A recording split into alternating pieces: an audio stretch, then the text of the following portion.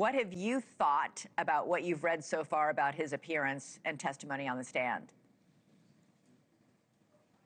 For years, people have been talking about the lack of accountability for Meta as a whole, and particularly for Mark Zuckerberg. One of the things he was asked about today was him effectively bragging on a radio show a year or two ago about how he doesn't worry about getting fired because he could always just put a new board in place. This is the first form of like real accountability that he's had to face, and he's not used to it.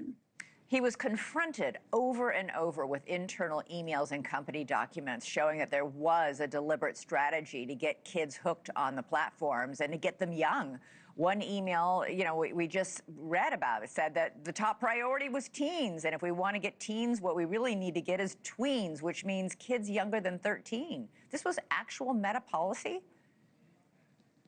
So I did not work directly on kids. I worked within threat intelligence. And among that was, for example, people hunting predators of kids or people distributing child abuse materials.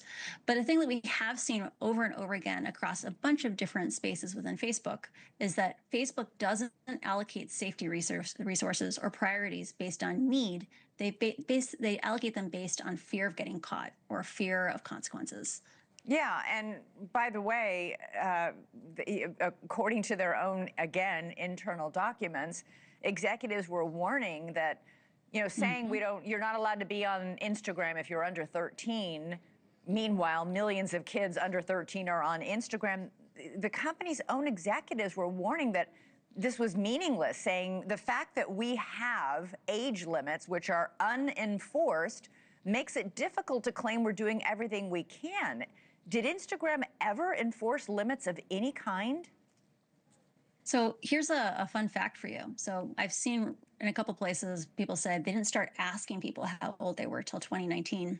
It turns out for all those accounts that had been established in the years before 2019, they never got around to asking those accounts that already existed how old they were until 2021. This is the kind of seriousness that they take to these issues. They see how long they can get away with bending the rules.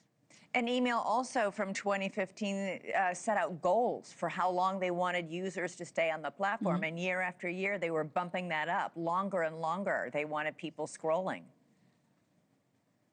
One of the things to keep in mind is those averages really hide what happens to the most vulnerable users. Because on all social media platforms, we see patterns called power laws. That means the 90th percentile doesn't use the product maybe twice as much. They use it maybe 4 or 5 or 10 times as much as the average user does. And that translates to kids being on Instagram for hours and hours a day.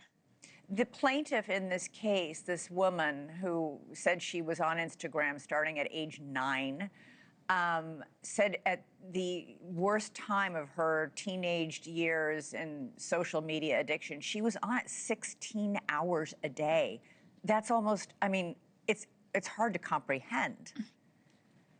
I think if you talked to junior high and high school teachers across the United States about how hard it is to keep kids from being on their phones during class, some of them having unquestionably encountered kids who had similar levels of compulsion in using these products.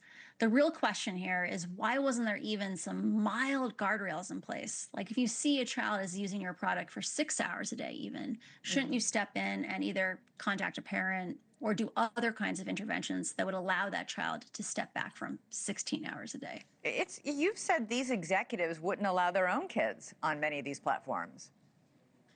So for quite a while, this is actually quite ironic given what was talked about today.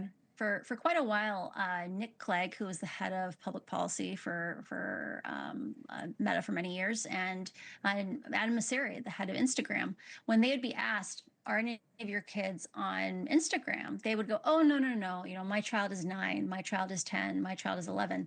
They're not allowed to be on Instagram. While at the same time, they knew that huge numbers of kids, something like 30% of 7 to 9-year-olds were on social media in 2022. They knew there were lots of kids that age who were on the products. Thank you for watching. Subscribe below and download our NewsNation app right now on your phone, and you will get fact-based, unbiased news for all Americans.